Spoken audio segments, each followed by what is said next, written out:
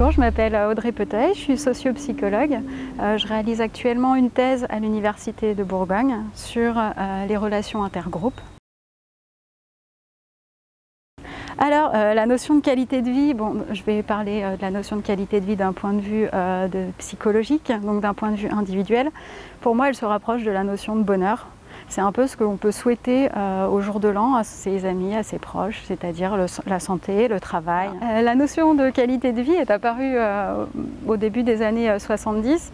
Et cette notion est apparue à partir du moment où nous n'avons plus besoin de satisfaire uniquement les besoins primaires, à savoir boire, manger, dormir, et où nous sommes un petit peu intéressés à d'autres dimensions qui pouvaient participer au bonheur, au bien-être de la population. Je vais me référer à la définition de l'OMS de la qualité de vie, donc une définition de 1994. Et pour eux, il s'agit d'un large champ conceptuel qui englobe de manière complexe la santé physique de la personne, son état psychologique, son niveau d'indépendance, ses relations sociales, ses croyances personnelles et sa relation avec les spécificités de son environnement. Donc, comme on peut voir, c'est un concept qui va regrouper beaucoup de dimensions et qui sont toutes dépendantes les unes des autres. Alors je suis bénévole depuis 5 ans à l'Association des diabétiques de Côte d'Ar et avec une collègue, donc récemment, nous avons mis en place des groupes de parole, groupes de rencontres pour améliorer la qualité de vie des aidants des personnes diabétiques. Donc aidants au sens les proches, les parents, les conjoints.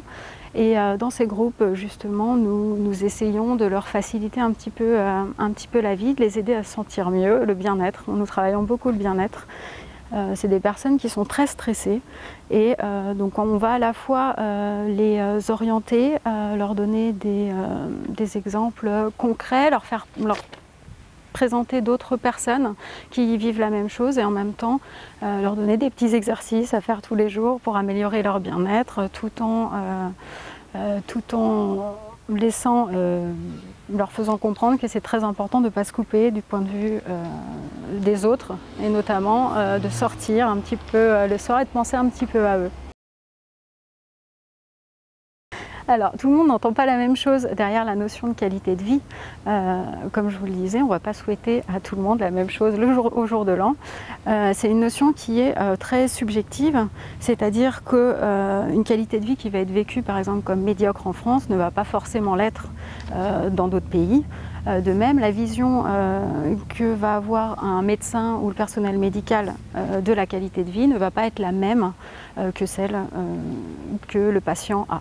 Je vais résumer en disant que la qualité de vie est pour moi une bonne adéquation entre ce que l'on espère et la réalité telle qu'elle se présente.